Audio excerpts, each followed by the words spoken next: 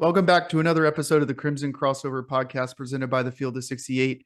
I'm Christian Sykes. We got Joey Blackwell and Charles Branch, and we're joined by another special guest, Bryan Passink, who is a former Alabama basketball player, scholarship Alabama basketball player, and now the color analyst for the Crimson Tide Sports Network for men's basketball. Bryan, how are you doing today? Doing great, guys. Appreciate y'all having me. Yeah, we're so happy you could join us, especially the week of the SEC tournament. I know you guys are going to be super busy up in Nashville. Speaking of that, we're just going to go ahead and jump right in. Alabama sees itself as a 3 seed in the SEC tournament, obviously a top 4 seed in the NCAA tournament. Can you talk a little bit about the coaching job that Nate Oats has done this year, which I think on this podcast we've said that it's been Nate's best job coaching at Alabama so far? Yeah, I agree with you. And that's saying something because he's been not just one of the best coaches in the SEC since he's been at Alabama, but in college basketball. And when you look at what he was able to do a year ago and all that was lost, and it's well documented. I mean, you lose a guy in Brandon Miller that I think is the best player in school history, another first rounder in uh, in Noah Clowney. You lose other guys that were key players, starters to transfer. Charles Bediako leaves, and then oh by the way, you're all alone in the office because all three of your head coaches or all three of your assistant coaches get head coaching jobs, which I don't think has ever happened in Division I college basketball. So for this year to be what it has been is just incredible. And I think if it wasn't that the media and the experts got South Carolina so wrong with, and listen, they were really good, but to be picked 14th and then to be one game out of the lead, you understand why Lamont Paris got SEC Coach of the Year. But I think Nate Oats, the job he did was every bit as good when you consider what was lost on the court and off. It's just amazing that he's been able to assemble the roster that we have, the coaching staff that we have, and essentially with a brand new team and brand new staff, haven't missed a beat. Going to be a 4 seed, 3 or 4 seed, depending on what goes on in the SEC tournament this coming week in Nashville. But Nate Oats has solidified himself, in my opinion, is one of the best coaches in college basketball year in and year out because I thought, especially once the staff left and all those guys got head coaching jobs and then you look at the roster and just in today's college basketball, you have to recruit the portal and recruit your roster. And with all that was left, and then for Nate to be a one-man band over the almost the entire summer, to be able to retain the players he did, to go out in the portal. You had the high school class coming in that was another top 10 class. Even with all that being said, I thought that this was going to be a rebuilding year. Didn't lose. I wasn't losing faith in the program and where we are. It's just the nature of college basketball that this was probably going to be a year that there might be some bumps in the road. And for this team to do what they've done and to be where they are and have a chance to win its third SEC regular season title in 4 years, unfortunately, it didn't happen. But to be right there throughout the entire season and be sitting where we are going into Nashville with looking at a great seed, not only in the SEC tournament, but in the national tournament coming up is just an incredible job. And we all know, I mean, you guys do a great job and follow it as well as anybody. And and have an appreciation for what Nate Oats has done. But now the college basketball world is seeing it, and they've seen it year after year after year. But I agree, this year is the best coaching job he's done, and that's saying a lot because he's been one of the best in the country. Absolutely. And then talking about Nate Oats and his coaching, obviously a former student athlete at the university, shot, what did you say, Charles? 39%? 39% from three. 39% from three at your during your time at Alabama. Can you talk about, if you were a college basketball player in 2024, obviously going through recruiting, Can you talk about maybe your level of excitement or want to play for Nate Oats in the system that he runs? Well, I would have loved to play for him, except the only problem is that he probably would have found somebody better than me because his style of play is awesome, and every player would want to play it. But his recruiting is elite, so he probably would have upgraded the talent. But if I would have had a chance to actually play for him, it would have been, that's what every player dreams of. And I've talked to so many of my former teammates and guys that even that I didn't play with that I talked to at reunions and different things, and they all say the same thing. They're excited about the program and the success, and that's the main thing. But we all kind of get off to the side and say, "Man, boy, sure would have been nice to get yelled at for not shooting threes." That wasn't the case with some of the guys I played with. I played for Wimp Sanderson and David Hobbs, and those guys were, great in their own way. But if you missed a couple threes, you were coming out. And with Nate, if you don't take a couple threes, you're coming out. So different mindset. But I can tell you the old guys like me and some of my teammates, they're jealous of what these guys are getting to play, or the style of play that they get to play each and every time out on the court. But the thing is, and I've seen this from the time they got to Tuscaloosa to now, that every guy wants to play this way. And then you get to campus over the summer and you start practicing and you see what it takes to be one of the fastest teams in the country and play at this pace. And I think the first summer, I'm watching guys who are really good players and really athletic and in great shape, and they're over there by the trash can because you have to get in ridiculous shape to play this way. And to play this way and play well and make good decisions. And I think that's one of the reasons he wants to challenge his teams in the non-conference to get ready for the rugged SEC is you're bringing in so many new guys each and every year, and nobody's really used to playing this way. I mean, people talk about playing fast and playing this way. Very few programs actually do it. So there's an adjustment period, and I thought there was an adjustment period for this team. But when you look at recruiting and some of the players that Alabama's been able to beat the blue bloods of college basketball on, it's because of the style of play. Everybody wants to play this way, the winning.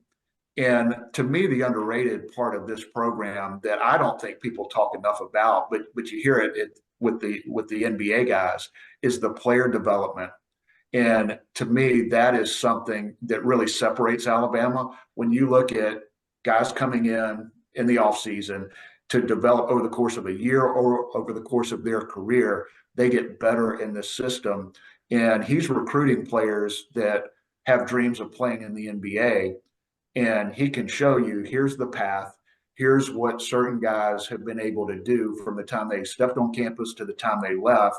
And their development is off the charts. And when you look at his staff, to get the guys that he's been able to bring in, there is such a focus on player development, and it is from guys like Preston Murphy and Ryan Pannone and Austin Clonch, but the graduate assistants and other guys that are involved in the program that maybe you don't know their names, those guys are heavily involved in player development. And to me, that's one of the areas of this program that goes a little bit unrecognized, but it is such a key to their success.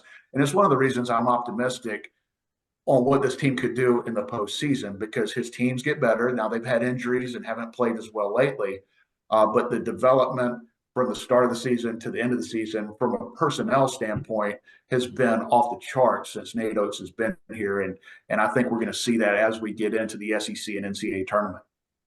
And this is a perfect segue. Obviously, Nate Oats says that he wants his teams peaking in March. Obviously, last couple of weeks with Reitzel being out, and then most recently Ryland being out, there's been sort of a slump, if you will.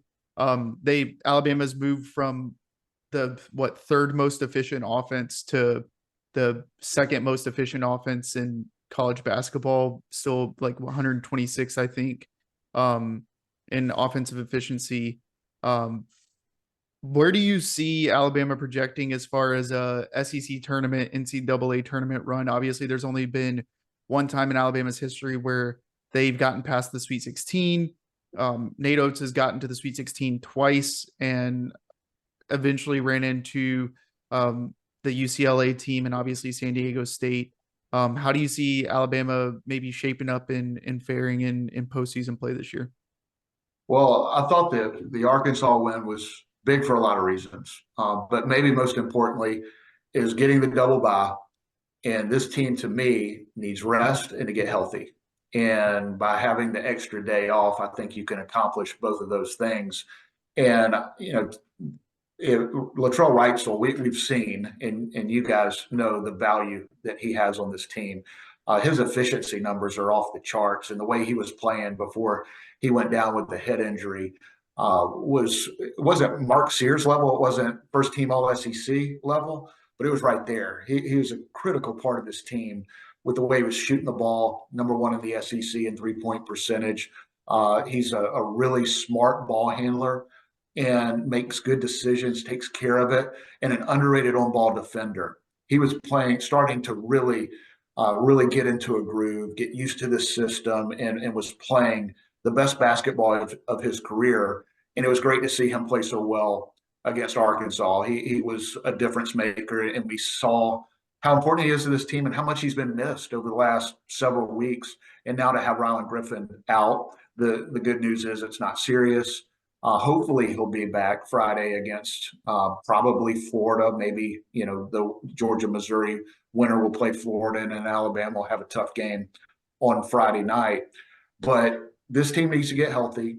Rylan Griffin and Latrell Wrightsell may be, I think, its best two perimeter defenders and spot-up shooters. Those guys can do it on both ends of the floor. But for Alabama to make a run, they're getting some rest right now.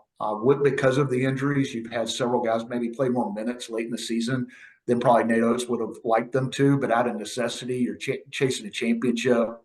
So you understand why guys are playing extended minutes. But I think the almost week off will really help this team.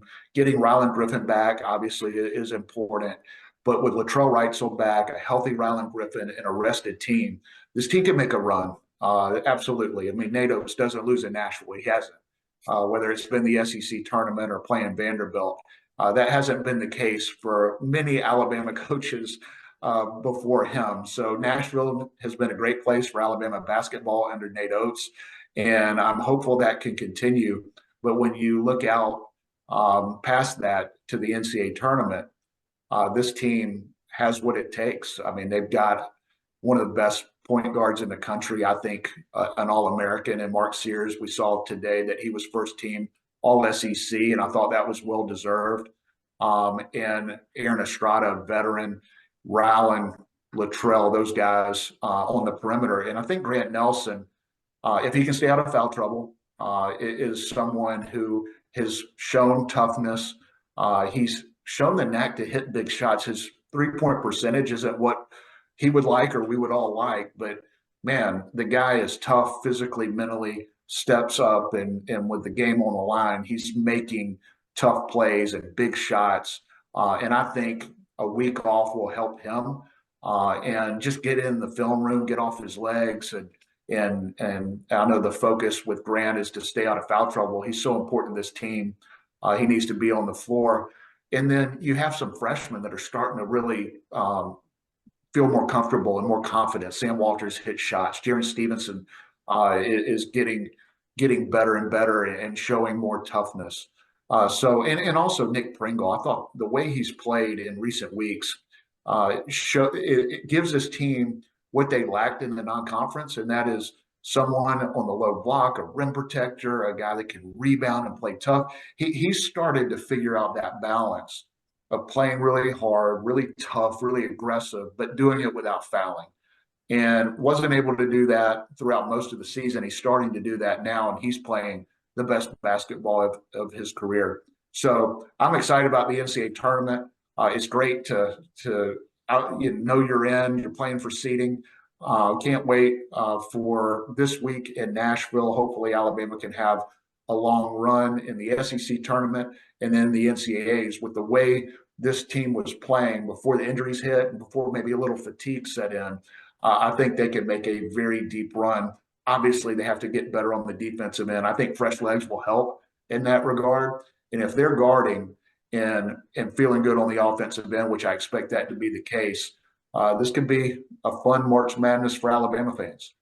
Yeah, and we told Chris this last week, but we have a term for Nate in Nashville, and it's called Nashville Nate, because he's 10-0 in Nashville versus Vandy in the NCAA or SEC tournament. Because the only time he's lost in the SEC tournament is when the tournament was in Tampa. So, and obviously didn't get it the COVID year, but we call him Nashville Nate around these parts. I love it. I love it. I hope that continues.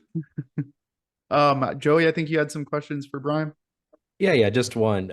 As Christian just said, we had Chris Stewart on here last week, and he kind of mentioned, and any Alabama fan that watches the courtside cams, with you and Chris, every time Bama scores, doesn't matter what type of score it is, there's a fist bump between you two. And I was wondering, how long have y'all been doing that? Courtside cam's a recent thing, relatively. So I was wondering how long have y'all been doing that? When did that start? And if there was more of a story behind that.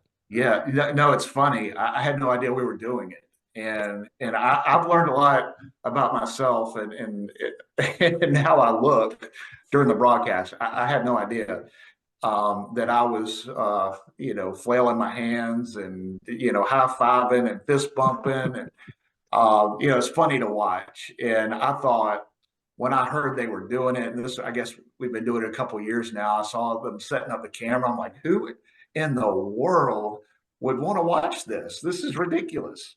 And I'll tell you this, like the numbers of people, especially the highlight clips, like they're crazy high numbers of people watching this. And I kind of understand why, because Chris is the best. Like he's there's nobody better.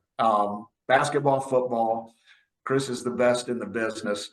And I look like an idiot because I'm trying not to talk over Chris. That's like my number one goal as a color analyst, is to not talk over Chris.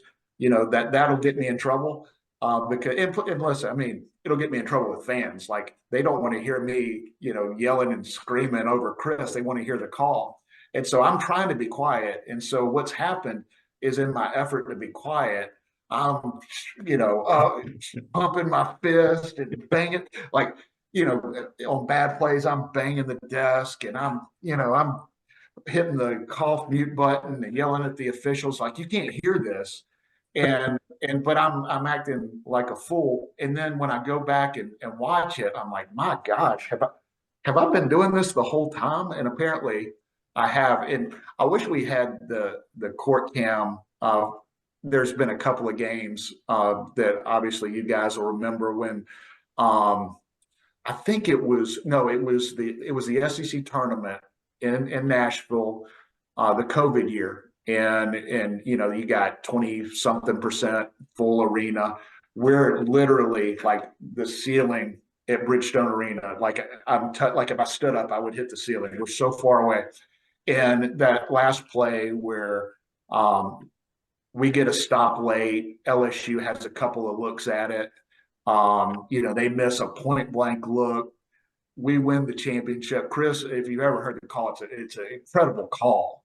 Well, what you don't know and didn't see, unfortunately, because we didn't have the court cam then, is I tackled Chris, and we're laying on the floor, and he's called like, and I'm not speaking because I don't want to talk over the call, but I'm just so ecstatic and happy, and I'm tackling him, and he's like, we're on the ground, and we just won the championship. And it's funny, I think back, when they play the call sometimes, great moments in Alabama basketball history. And that's what the calls. And so just appreciate it next time that Chris Stewart was playing through serious contact on that call, that championship call. But Chris is one of my best friends. We have a great time together. And I've had more people laugh at me, laugh with me about that court cam, but it's definitely funny to go back and watch, especially after big wins. That's awesome. And as a frequent watcher of the courtside cam, I just also want to extend some kudos to you for being the only member of the broadcast team to wear crimson at the Crimson Out this past weekend. What was that about? Thank you for noticing, and I gave them trouble. We'll just call it that. I'm like, man, what are y'all doing? I mean, how does 14,000 people hear about this, but nobody on the broadcast crew besides me knew, and they didn't do the whiteout. I don't know, man. I guess I gotta tell these people what's going on. But no, I gave them trouble, so don't worry. Oh, that's good. That's good. Charles, I'll pass it to you. I just want to mention real fast. It's so interesting that you mentioned that you don't try to talk over him, because when I watch the courtside cam, I can literally see like you're trying to not say something, and so you're like holding back, like you're like, yeah, it's hard, and in the Chris and I've we've been together on the broadcast. This is our 21st year together, and so I know when he's going to take a breath, which is what I'm looking for. And Chris doesn't take a lot of breaths. I don't know if you know, he can talk.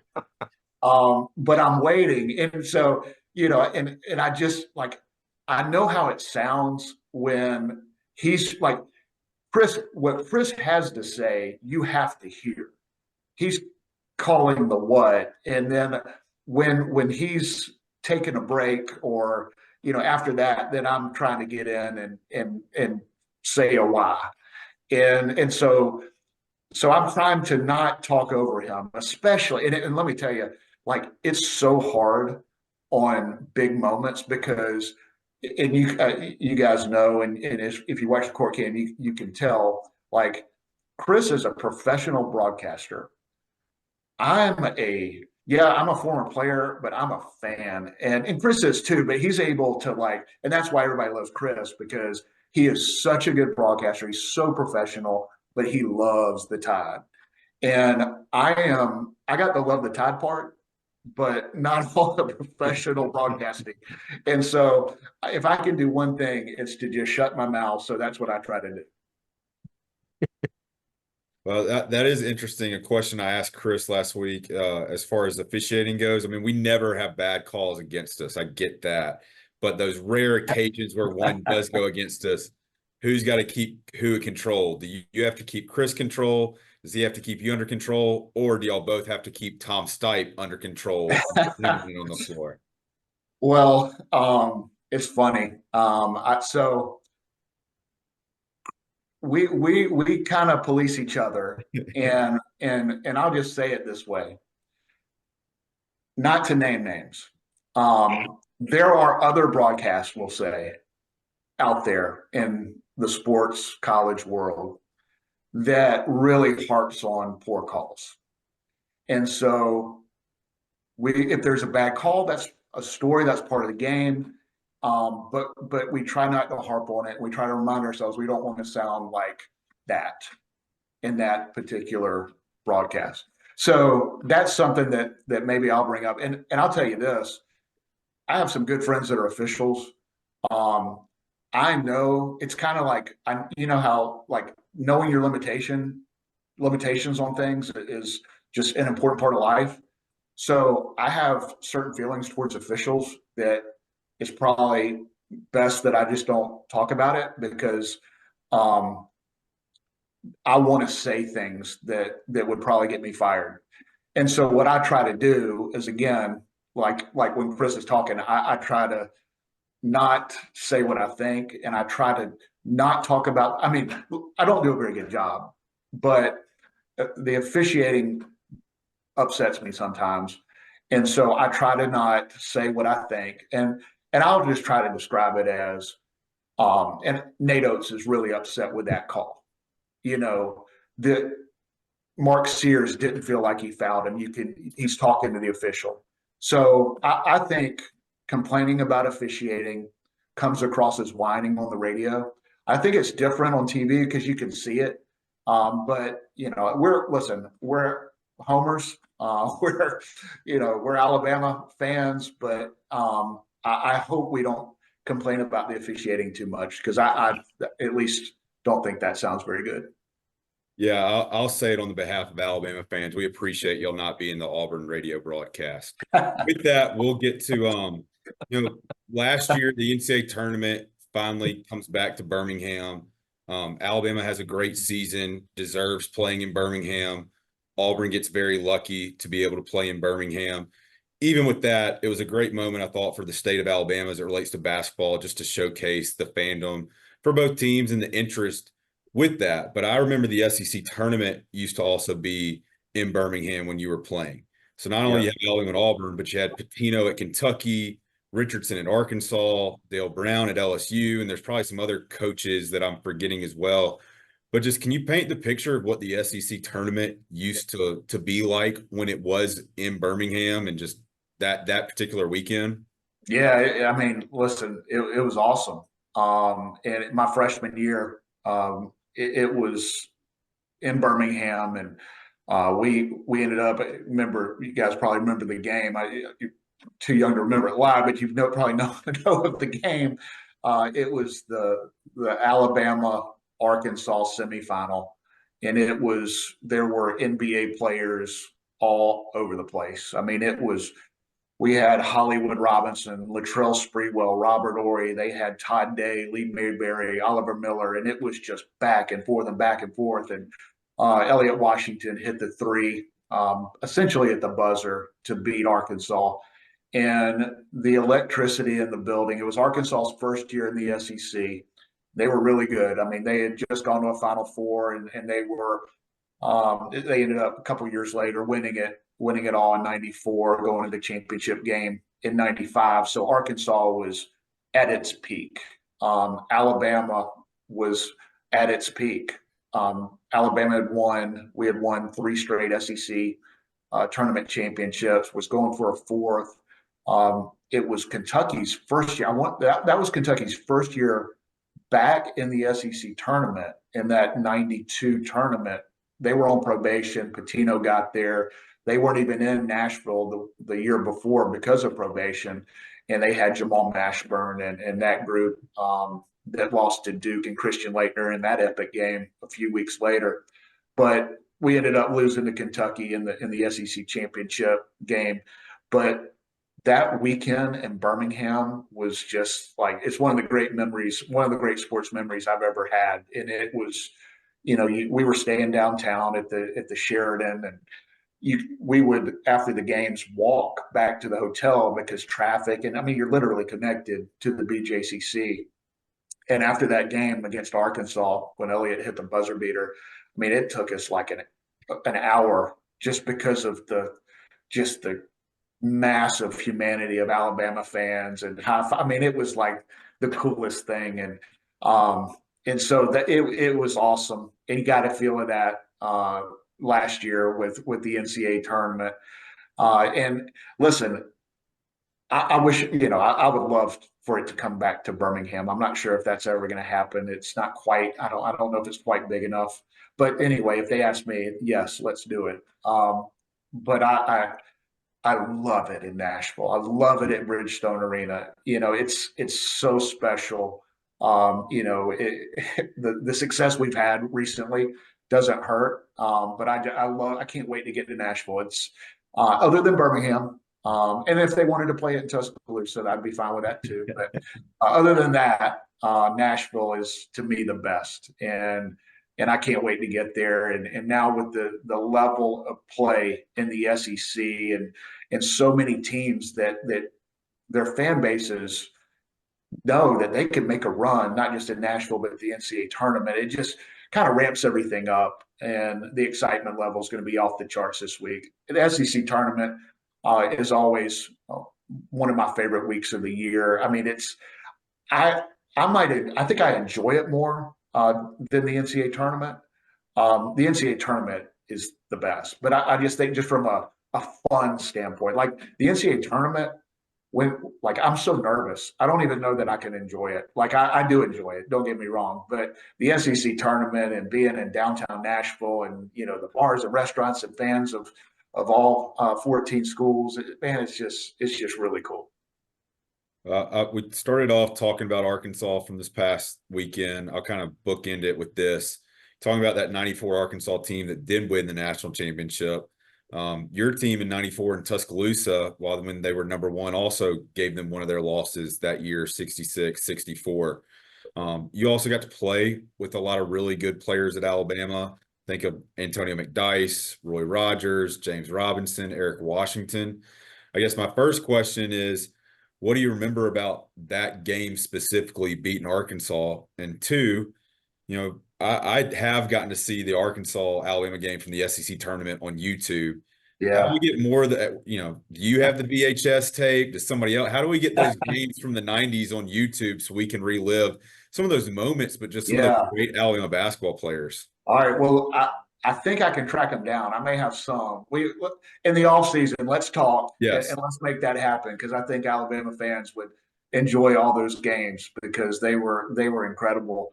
But that 94 game, that was that was a special game. Obviously, you don't have an opportunity to host number one very often, and to do that, and it be Alabama, Arkansas, which, Wimp Sanderson, or Wimp had left at that point, but early when they got in the league, Wimp Sanderson, Nolan Richardson, 40 Minutes of Hell, Plaid Palace, so awesome.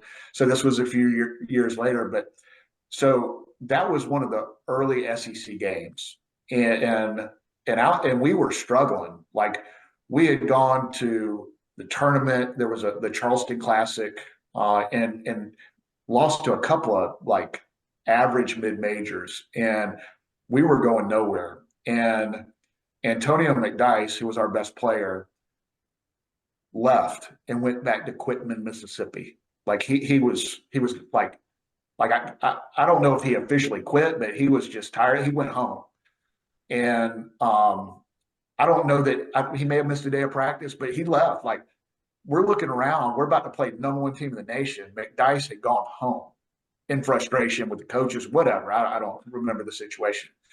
And one of our assistants drove to Quitman, Mississippi. And from what I was told, Hobbs said, go to Quitman and don't come back without him. And brought Antonio back. And that seemed to work out. We beat Arkansas, ended up turning our season around and getting to the NCAA tournament, which in the non-conference, we were around 500 with a weak strength of schedule. So that was a huge game for so many reasons. But the Arkansas teams, and then I think it was a year later, or it may have been, it was either that year or the year after. I think it was actually 95, which was my senior year. We went to Fayetteville, and we were the first team to ever win at Bud Walton. And they were the defending champs and ended up going and losing to UCLA in the national championship game. So several special memories against Arkansas from my time. Yeah, we gotta find those games and give them out to the Alabama people again somehow. All right, we can work together. I know people. I know people with tapes, so we can get that done, I think. Let's do it. Absolutely. Well, Bryan, I don't think we have anything else. I really appreciate your time. Obviously, I know with the SEC tournament coming up, prepping for all of that, and then obviously the NCAA tournament, time is valuable right now. So we really appreciate you jumping on after the watching the Sanford Bulldogs clinch their spot in the NCAA tournament. Hopefully, we don't have to face Bucky, because I don't want to face that team. Yeah, I feel like that may be the case, but hey, that would be a fun game to watch. That's for sure. Well, hopefully it's Auburn. I'm just saying. Hopefully we get to see Auburn and Bucky play each other. So I'll vote for that. I think that's a great idea. Well, I again appreciate you. Hopefully they don't send you to Spokane, which is what we talked about prior to the podcast, because that's probably going to happen. But well, hey, listen, I'll say this. I've been doing this for over 20 years, and all the years that the question was, would we host an NIT game or would we go on the road? man, you can send me to Spokane, Washington all day long in the NCAA tournament, and I'll be excited. I love where we are. These are the glory days of Alabama basketball. And listen, I think it's just the beginning of what Nate Oats is beginning to build here. It's been awesome, and I see nothing but that continuing, and even having a chance to do some things that have never been done in this program. So couldn't be more excited. And listen, I appreciate you guys having me. And I've had a chance to listen to several of your podcasts. Y'all do a great job, and I'm a fan of the podcast. So it's a pleasure to be on with you guys. So thanks for having me. Yeah, we'll definitely get you back on. Tell the folks where they can go and follow you. I guarantee you, any person that's listening to this already follows you. And go ahead and give yourself a shout out on where they can follow you on the social Well, media. I guess, I mean, the only one I can remember my name on is Twitter. So, and that's easy. At Bryan Passink with a Y. And I think I'm on Instagram, but I don't even know. I don't even look at Instagram. That's just I'm that's just to stalk my daughters and make sure they don't post anything they shouldn't. Smart. All right. Well, Bryan, we appreciate you, and hopefully we'll talk again soon. All right, guys. Appreciate y'all having me. Thanks, Brian. Roll Tide.